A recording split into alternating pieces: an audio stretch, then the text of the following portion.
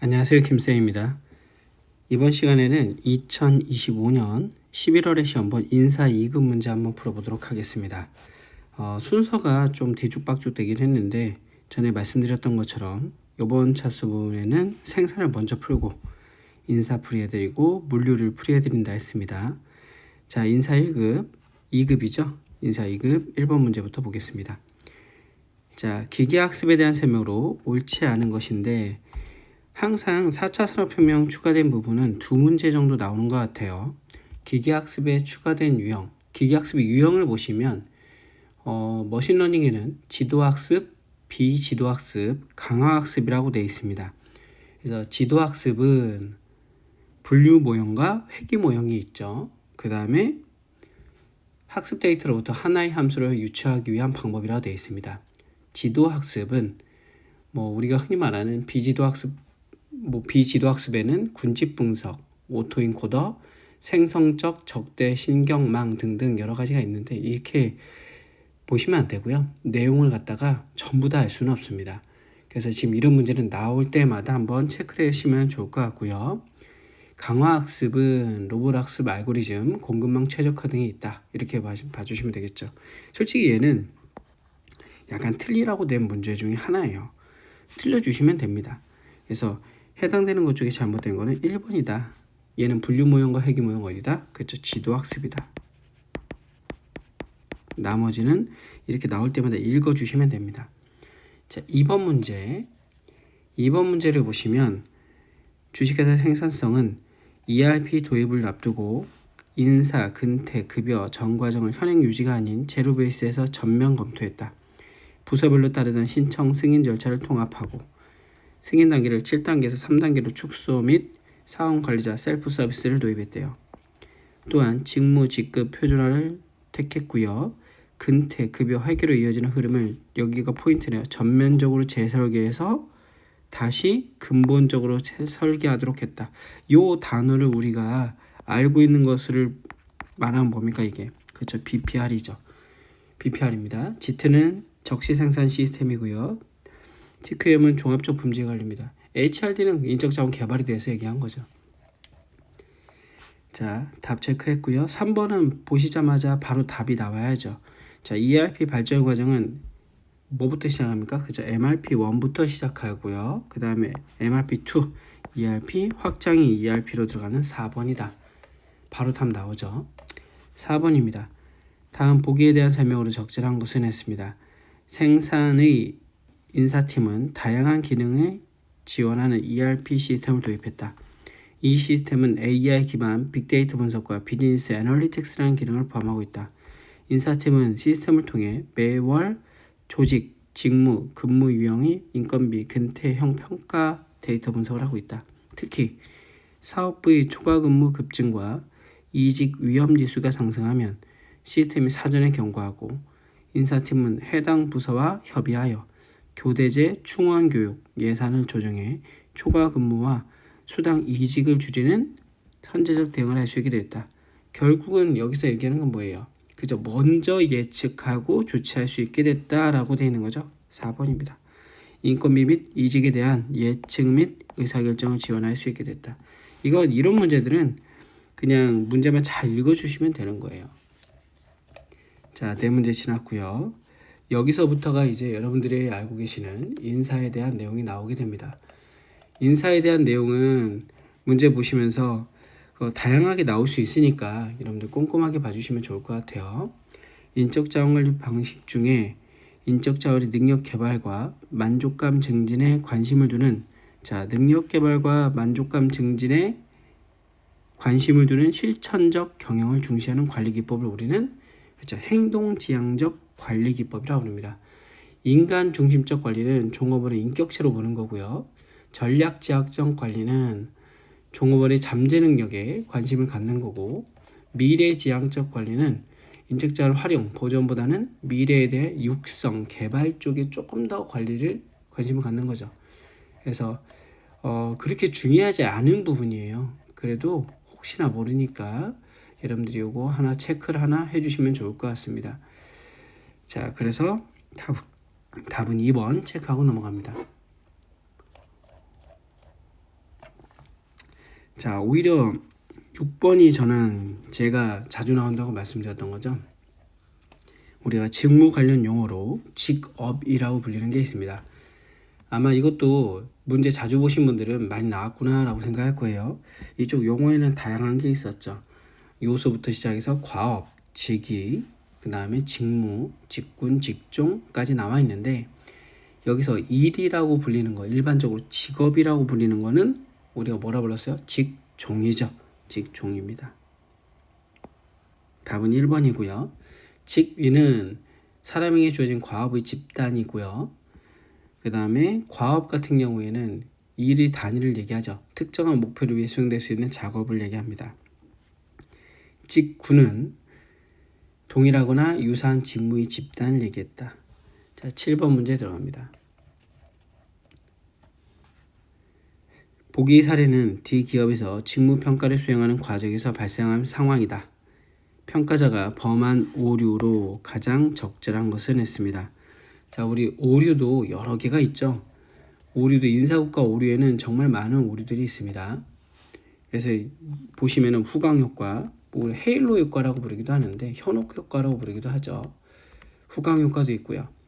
그 다음에 가혹화 경향, 그 다음에 관대화 경향, 그리고 중심화 경향이라서 치우침의 정도에 따라서 얘기하는 오류들이 있었습니다. 자, 그 다음에 이거 말고도 다양하게 자기랑 비교하는 오류라든가 상동적 오류 여러 개가 있었죠. 이런 오류들도 시험 문제 정말 많이 나온다고 말씀을 드렸습니다. 자, 우선은 여기에 있는 것만 먼저 말씀을 드리면 D 기업에서 인사팀의 부서별 직무 가치를 평가하고 있었다. 회계부서에서 근무하는 김대리는 평소 책임감 있고 성실한 태도로 신뢰를 받고 있었다. 이에 인사 담당자는 김대리가 수행하는 회계의 난이도와 책임도를 실제보다 높게 판단하여 해당 직무를 상위 등급으로 평가하고 좀 더 좋은 평가를 해줬다는 얘기죠. 자, 지금 여기서 나온 건 뭡니까? 자, 잘 보셔야 돼요. 헷갈리는 게 많잖아요. 우선은 지금 김대리 성실한 태도라는 거에서 좋은 평가를 받게 된 겁니다. 근데 그 좋은 평가가 다른 관련 없는 분야에서 좋은 이미지로 연결이 된 거죠. 그죠? 그래서 이런 걸 갖다 우리가 현혹 효과 또는 후광 효과라고 부릅니다. 자, 그럼 가혹화 경향은 뭐냐? 너무 예를 들면은 처음부터 평가를 나쁘게 하는 거죠. 아, 얘는 이런 집단, 얘는 뭐였기 때문에 안 좋아 라고 인식을 하는 겁니다. 예를 들어서 우리가 흔히 말하는 옛날에 여러분 기억하시면 요즘에 MBTI가 있죠. 그 다음에 예전에는 혈액형 평가라는 게 있었어요. 그래서 예를 들어서 가혹화 경향 같은 경우에는 고과자가 전반적으로 피고과자를 좀 나쁘게 평가하는 거죠. 아, A형은 B형은 이렇게 해서 좀 안 좋게 평가하는 게 있습니다. 미리 편중되게 평가하는 거, 나쁘게. 좋게 평가하는 건 관대화. 그 다음에 중심화 경향은 중간, 보통 이렇게 평가하는 거죠. 이거 말고도 대비 효과라는 것도 있어요. 나랑 평가하는 거죠. 나랑. 평가자, 고과자 자신이랑 평가 대상이랑 평가를 해보는 겁니다. 근데 여기서 헷갈리는 게 논리적 오류인데 논리적 오류는 같이 나오지 않았어요. 논리적 오류는 뭐냐면 그저 관련이 있는 상관관계가 높은 분야를 갖다가 좋게 평가받으면 이것도 관련 있는 다른 것도 잘할 것이다 라고 판단하는 게 논리적 오류고요. 시간적 오류라는 것도 있죠. 시간적 오류는 가장 최근에 있는 것을 가장 오래전에 있는 것보다 좀 더 높게 평가하거나 가혹하게 평가하는 거죠. 상동적 오류는 학교, 종교, 지역, 국가 등 집단을 기반으로 해서 이루어지는 평가를 상동적 오류라고 부른다. 왜 다 말씀드렸냐면 중요하니까요. 여기는 시험 문제에 자주 나온다. 자, 직무평가 방법 중에 서열법이라고 있습니다. 단점으로 보기 어려운 것. 평가 전반에 평가자의 주관이 개입될 가치가 있다. 맞습니다. 이게 정량적이 아니라 서열법은 등수를 이렇게 나누다 보니까 주관이 개입될 가치가 좀 더 높죠. 직무 간의 서열을 통해 상대적 직무 가치를 단순하게 파악할 수 있다. 지금 서열법은요, 어떻게 보면은 직무들을 상대적 가치 순서대로 나열하는 방법이죠. 그죠? 근데 이게 단점이라고 보기는 어렵고요. 어떻게 보면 서열법의 장점이라고 볼 수 있겠죠. 빠르게 직무를 갖다가 단순하게 나눠서 순서 그 등수를 갖다가 빠르게 파악할 수 있다. 이건 장점이라서 단점이라고 보기는 어렵다. 자, 그 다음에 유사한 직무가 많을 경우에 순위 매기 어렵다. 단점이죠. 평가 대상의 직무가 많을수록 신뢰도가 낮아질 수 있다. 괜찮네요. 그래서 2번은 단점이라고 보기가 어렵다. 자, 9번입니다. 내부 모집에 대해서 가장 적절하지 않은 것은, 내부 모집은 종업원의 경력개발 경로를 제시하고 승진 배치 전환과 연계되어 동기부여를 할 수 있다. 괜찮죠? 내부 모집을 활용하면 지원자의 근무 태도나 성과에 대한 자료를 이미 보유하고 있어서 선발 시 평가가 용이하다. 괜찮습니다. 내부 모집을 과도하게 활용하면 외부 인력 유입이 줄어들어 조직이 경직되고 새로운 아이디어 도입이 어려워질 수도 있다. 당연하죠. 자, 내부 모집은 조직 구성원이 대상으로 비밀리에 진행할수록 불필요한 소문이 차단되어 신뢰 형성이 유리하다. 아니죠. 모집 선발이 비밀리에 진행이 됩니다. 내부 모집은. 그리고 이러하다 보면은 불신과 소문이 커지죠. 그래서 오히려 신뢰도가 떨어질 수 있다. 답은 4번입니다. 자, 10번 문제입니다. 보기는 무엇에 대한 설명입니까? 종업원 직무 수행에 필요한 정보를 파악하기 위해 개인별 능력 평가표를 종업원별로 기능 보유 색인을 작성하여 데이터베이스화해서 경력 개발에 활용한다. 이거 제가 한 번도 말씀드렸던 건데, 이걸 우리가 자기 기능 목록 제도로 하죠. 사원들은 가진 능력들을 갖다가 신고해서 데이터베이스화 해가지고 내부 채용할 때 쓰기 위해서 사용하는 목록 제도입니다. 자, 자기 신고 제도는 뭐냐면 자기가 어떤 능력이 있어요라는 걸 자기가 스스로 신고하는 거죠. 인사에. 직무 순환 제도는 로테이션. 그래서 너 폭넓은 업무 능력을 갖기 위해서, 다양한 경험을 얻기 위해서 돌리는 겁니다. 대기업에서 많이 사용하고 있고요. 종합평가센터는 직원의 장래성, 리더십, 잠재 능력을 위해서 다각적으로 평가하는 거죠. 답은 여기서는 1번이 되겠습니다. 10번은 1번이 된다. 11번 OJT에 대해서 지금 물어보고 있는데요.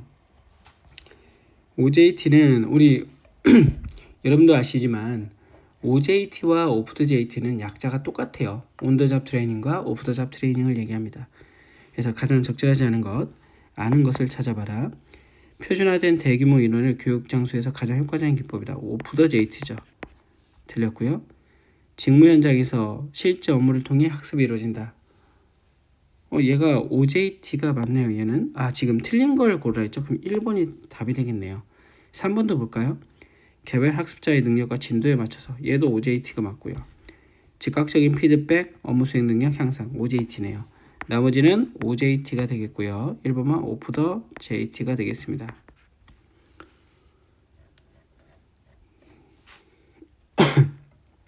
12번 승진관리 원칙으로 적절하지 않은 것은 했습니다. 자, 여기서 승진관리 원칙, 여러분들 그 적정성, 공정성, 합리성 원칙은 맞죠? 하지만 뭐는 아니다? 안정성의 원칙이란 거는 없었다. 그래서 우리가 교과서에 보시면 적정성의 원칙은 승진 보상 크기 원칙, 공정성의 원칙은 승진 보상 배분의 원칙, 합리성의 원칙은 공원 측정 기준의 원칙이라 되어 있을 겁니다. 아닌 건 그렇죠. 안정성의 원칙은 없더라. 13번 보기에 해당하는 것을 고르세요. 주식회사 생산의 건설 노조는 계약이 이루어질 때 단체 교섭을 통하여 영향력을 행사하고 계약 기간 중에 고충 처리 절차를 통해 영향력을 발휘하여 보상의 내용을 유리하게 하고자 한다. 기업 역시 같은 상황에서 경영권을 바탕으로 계약을 유리하게 전개하고자 한다. 자, 여기에 해당되는 게 뭐냐라고 물었죠. 자, 여기에 해당되는 건 정치적 거래죠. 정치적 거래. 왜냐하면 지금 단체 교섭을 통해서 건설 노조에서 계약이 이룰 때 단체 교섭을 통해서 유리하게 기업 유리하게 활용하고자 한다는 얘기죠. 그래서 임금 당사자들이 권력과 영향력을 작용을 결과로 간주하고 기업 노조, 기업 내 소집단, 그 다음에 종업원, 개인 모두 임금 결정 과정에서 영향을 주고 영향을 받는 이런 과정을 얘기합니다. 그래서 이 부분은 우리가 그 노조 측에서 가지는 영향력이라고 보시면 될 것 같아요. 원래는 2급에서는 이쪽 분야가 좀 안 나왔었죠. 그죠? 근데 얼마 전부터 거의 1급과 2급이 별 차이가 없어졌습니다. 뭐 자세히 나오냐 아니면 지금처럼 간단하게 나오냐의 차이인 것 같아요. 그래서 이 부분들은 좀 꼼꼼하게 봐주시면 되겠습니다. 2급 공부하시는 분들은 좀 봐주시면 좋을 것 같고요. 하나씩 체크해서 보시면 좋을 것 같다. 간단하게 보시면 돼요. 그래서 여기서는 답은 몇 번입니까? 답은 2번입니다. 나온 김에 한번 읽어주시고요. 그리고 인사의 특징에 대해서 제가 말씀을 드렸는데, 인사는요, 노조 측이라든가 아니면 노사 쪽 같은 경우에는 책에 있는 지문으로 나오는 경우가 거의 없어요. 그러니까 한마디로 말해서 좀 다양하게 우리가 보지 않은 형태로 나오다 보니까 이 지문을 책에서 찾으려면 없어요. 그래서 이 지문들은 나올 때마다 한 번씩 보고 넘어가시는 게 좋겠다. 법 지문에서 많이 가져오는 편입니다. 자, 14번. A기업이 보상제도에 대한 설명이다. 이 기업이 운영 중인 보상제도로 가장 적절한 것은 A기업은 최근 실적 중심의 조직 문화를 정착시키기 위해 보상체계를 개편하였다. 이 제도에 따르면 개인이나 팀이 설정된 목표를 초과하거나 우수한 실적을 낸 경우에 기본급 외에 추가 보상이 이어진다. 보상의 규모는 달성한 결과 수준에 따라 차등 지급되며 직원들은 실적 향상을 위해 보다 적극적으로 업무에 참여하게 됐다고. 단순하죠. 성과급이죠. 성과. 능력 발휘한 대로 성과 낸 대로 주겠다 이런 거고요. 근로자의 직무 성과나 기업의 기여도에 따라서 지급하겠다. 시간급은 여러분들 시급은 뭡니까? 시급은 말 그대로 시간에 따라서 돈을 주겠다는 제도죠. 자, 그리고 능력은 능력에 따라서 돈을 주겠다는 얘기예요. 단순하게 보시면 됩니다. 자, 연봉제는 우리가 보통 연봉제는 협상에 의해서 많이 이루어지는 편인데 나이나 근속 연수에 관련 없이 능력, 시력, 공헌도에 따라서 임금 수준을 결정하는 거죠. 그래서 우리 흔히 말하는 스카우트 할 때 많이 쓰는 게 연봉제죠. 왜냐하면 기존의 월급제하고 제도를 다르게 가져가야 되니까요.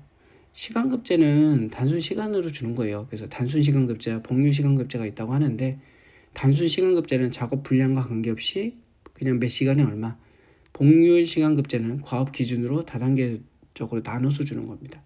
자, 그러면 답은 4번 체크하고 넘어가겠습니다. 15번. 보기는 주식회사 생산의 복류생 제도에 대한 개선을 얘기한다. 이 사례에서 강조된 복류생 관리 방안으로 가장 적절한 것을 고르세요. 주식회사 생산성은 복류생 만족도가 낮다는 내부 조사를 받고 사내 워킹그룹을 개선해서 개선 방향을 논의했다. 직원의 인터뷰와 설문을 통해 육아, 주거, 자기개발 등 분야별 니즈를 파악했고 이를 기반으로 직원들이 자신의 상황에 맞게 복지 선택을 할 수 있게. 자, 어떻게 됐든 15번은 지금 선택적 복류생을 얘기하는 것 같습니다. 여러 개를 구성하고 우리 카페테리아식 복류생을 얘기하는 거죠. 자, 그러면 여기서 얘기하는 건 뭐예요? 성과 우수자에게만? 아니죠. 모든 직원에게 동일한? 아니죠. 다양한 걸 제공했습니다. 법적으로 최소한 기준을 축적한다. 그런 얘기 없었죠. 조건의 욕구에 기반해서 선택적 복류생을 체크했다. 4번이 답이 되겠네요. 16번. 원천징수 사무처리 규정상 과세 자료에 포함되지 않는 것은 했습니다. 자, 여러분들 그 과세 자료라는 명칭 형식에 불구하고 일정 서식으로 문서화되고 직접 간접적으로 국세의 과세에 근거가 되는 자료를 우리가 원천징수할 때의 내용을 얘기하죠. 자, 이 중에서 들어가지 않는 건 탈세 자료라고 보시면 돼요. 그래서 직접적으로 국세 과세 자료가 근거가 되는 것은 원천징수할 수 있습니다. 간접적으로 국세에 과세가 근거되는 비과세 자료도 원천징수에 포함이 되고요. 간접적으로 국세 과세에 근거가 되는 과세 미달 자료도 포함이 되는데 탈세 정보 자료는 해당되지 않는다. 문제 같지도 않은 문제예요. 17번. 원천징수 이행상황신고서의 제출 시기는 실기 풀어보신 분은 아시죠? 소득일이 속하는 달이 다음 달 10일까지입니다. 다음 달 10일까지. 답은 3번이죠. 우리 원천징수 이행상환신고서 시기에서 해봤잖아요. 뭐 우리 흔히 말하는 지급일 입력하고 그러면 어떻게 돼요? 바로 다음으로 넘어가죠. 그죠? 자, 18번 보기에서 설명하는 근로시간제의 유형은 무엇입니까? 자, 아마 이것도 시험 문제 자주 나와서 여러분들이 꼼꼼하게 봐주시는 것 같은데 연구개발 사무직 IT 서비스와 같이 업무상 출퇴근 시간이 일률적으로 정하기보다 여기서 포인트 답 나왔죠. 그냥 너희가 어떻게 해라? 알아서 하라죠. 알아서. 정상기간의 총 근로시간을 정해두고 그 범위 내에서 근로자가 출퇴근을 자유롭게 해서 근무할 수 있는 제도를 얘기합니다. 이거 우리가 뭐라 불러요? 선택적 근로시간제라고 부르죠. 선택적 근로시간제라고 부른다. 자, 그래서 여기서 답은 2번이에요. 2번. 아마 이것도 여러분들 시험 문제에 자주 나와서 얘도 꼼꼼하게 제가 봐달라고 말씀을 드렸던 것 같아요. 그죠? 그래서 교과서 보시면은 1개월 이내의 정생기간을 평균으로 1주 평균 근로시간이 40시간을 초과하지 않는 범위 내에서 종업원이 자율적으로 근무시간을 조정하게 하는 방법을 얘기합니다. 그래서 근로자가 여기 보시면 생활 패턴과 업무량에 맞춰서 근무시간을 조정할 필요가 있는 경우에 활용되는 제도이다. 1개월 이내에 정상기간 등의 총 근로시간만 정해두고 그 범위 내에서 출퇴근 시간과 일일 근로시간을 배정한다. 여기가 그대로 선택적 근로시간을 얘기하고 있죠. 그럼 재량 근무시간은 뭐냐? 재량 근무시간은 업무의 성질상 업무 수행을 방법을 근로자 재량에 맡기겠다.